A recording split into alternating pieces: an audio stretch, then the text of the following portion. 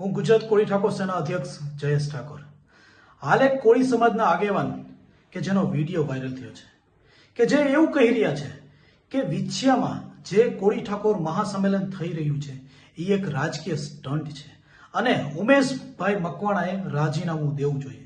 કોળી સમાજના મત લઈને જીતા છે તો ભાઈ એ ફક્ત કોળી સમાજના એ એક વ્યક્તિને કે કુંવરજી બાવળિયાને નથી કહેતા. અમે ગુજરાતના 39 ધારાસભ્ય એમપીને અમે કહી છે કે તમે લોકોએ કોઈ મોઢું આ બાબતે નથી ખોલ્યા.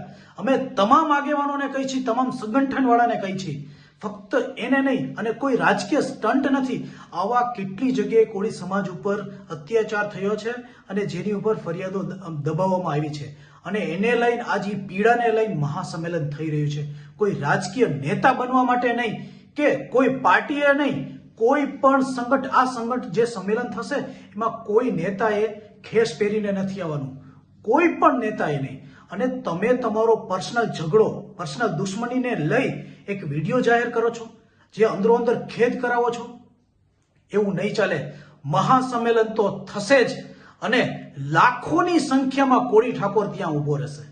જો ન્યાય નહીં મળે ને તો ગુજરાતમાં વાવાઝોડું તો આવશે જ.